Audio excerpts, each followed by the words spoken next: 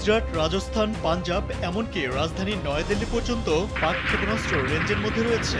অন্যদিকে পাকিস্তানের বড় শহর করাচি, লাহোর, মুলতান সবই আছে ভারতের মিসাইলের নাগালের মধ্যেই। ভারত পাকিস্তানের বর্তমান উত্তেজনা যদি কোনোভাবে পুরোদমে যুদ্ধে রূপ নেয় আর দুদেশ তাদের ভান্ডারে থাকা হাজার কিলোমিটার পাল্লার ক্ষেপণাস্ত্রগুলো নিক্ষেপ করতে থাকে, তাহলে ঐতিহাসিক এসব শহরের পরিণতি কি হতে পারে তা সহজেই অনুমান করা যায়। চলুন দেখে নেওয়া যাক ভারত ও পাকিস্তানের অস্ত্র ভান্ডারে এই মুহূর্তে কি কি ক্ষেপণাস্ত্র আছে আর এসব অস্ত্রের শক্তি কতটুকু। শুরুতেই দেখে নেই পাকিস্তানের ক্ষেপণাস্ত্র সক্ষমতা কেমন। পাকিস্তানের ক্ষেপণাস্ত্র কর্মসূচিতে ক্রুজ, ট্যাকটিক্যাল ও স্বল্প মধ্যম পাল্লার ব্যালিস্টিক ক্ষেপণাস্ত্র রয়েছে। ট্যাকটিক্যাল ক্ষেপণাস্ত্র যেমন হাতাফ 1 ও নাসের 60 থেকে 100 কিলোমিটার দূরত্বের লক্ষ্যবস্তুতে আঘাত হানতে পারে।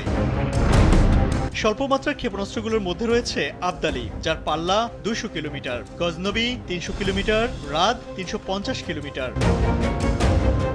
বাবর 700 কিলোমিটার ও শাহিন 1 750 থেকে 1000 কিলোমিটার দূরবর্তী স্থানে আঘাত হানতে পারে।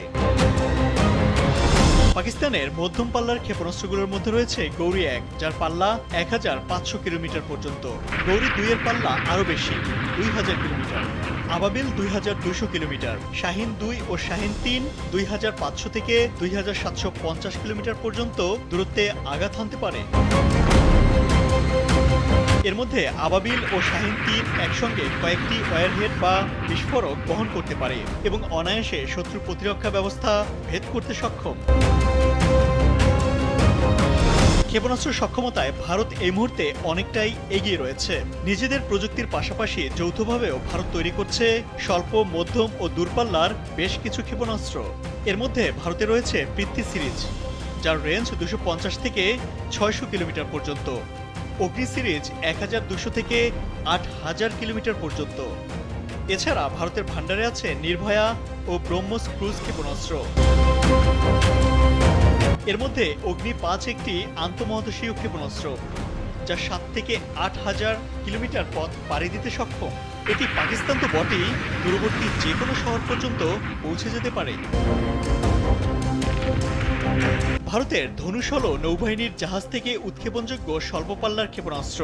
ভারতের সাবমেরিন থেকে উৎক্ষেপণযোগ্য K-15 বা B-05 সাগরিকা ও সৌর্য ক্ষেপণাস্ত্রের রেঞ্জ প্রায় 700 কিলোমিটার।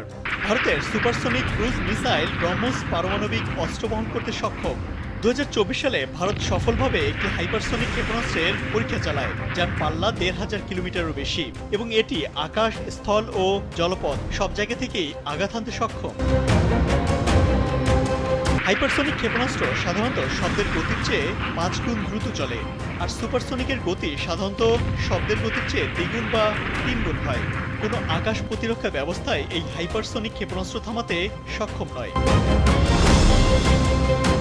এশিয়ার 2 পারমাণবিক শক্তিধর দেশ ভারত ও পাকিস্তান যদি কোনোভাবে পূর্ণাঙ্গ যুদ্ধে জড়িয়ে পড়ে, তা দুটি দেশের জন্য তো নয়ই, বরং দক্ষিণ এশিয়াতে এক ভয়ঙ্কর বিপর্যয় ডেকে আনতে পারে।